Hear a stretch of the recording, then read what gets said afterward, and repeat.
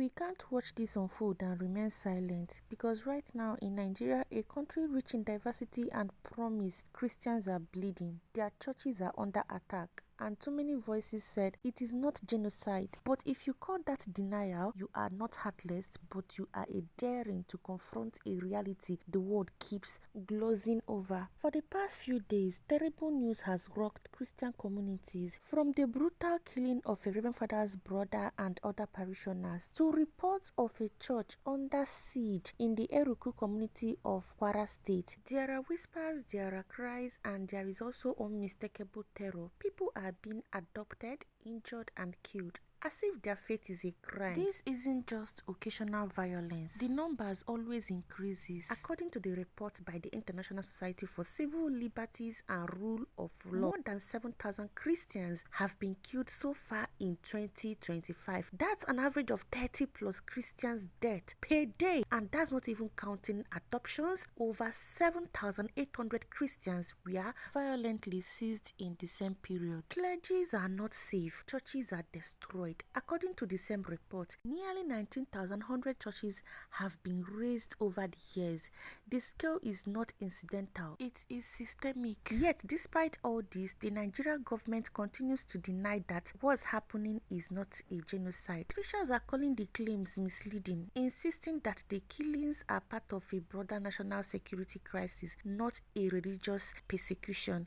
They argue that both Christians and Muslims are victims, and that is ethnic, economic, and criminal violence, not a faith-based war. But meanwhile, on the ground, innocent people are dying. Now, even when the prominent voices try to speak up, there is this pressure and backlash. This particular singer by name J1 was served court papers because he raised this issue about the Christian genocide.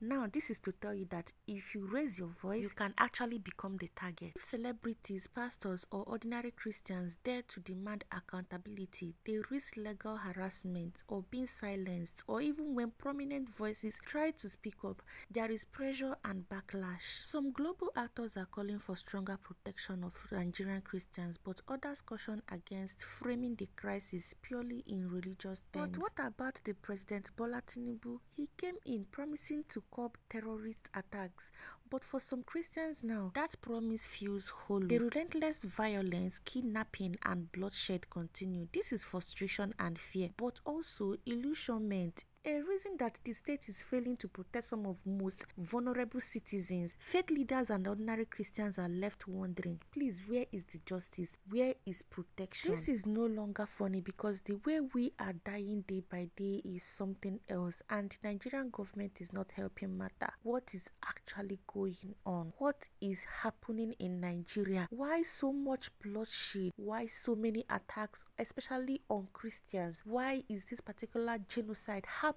in Nigeria at this particular time? This is a wake-up call. All Nigerians should stand up and say no. End the Christian genocide in Nigeria. Stop killing Nigerians. Stop slaughtering Nigerians because we are not animals. Please have pity and have mercy on us because we are just citizens living in Nigeria to make ends meet. This particular crisis is not just a political problem. It is a moral test. It challenges us to ask, how do we respond when our brothers and sisters suffer simply for who they are or what they believe? Silence in the face of suffering is a luxury no human being can afford. We must demand accountability from our leaders, from institutions, and from the global community, because when we protect the least among us, we speak for those who cannot speak. We affirm something greater than ourselves and the dignity of every human life. This is me using this medium to also render my own voice, beg Nigerian government to stop,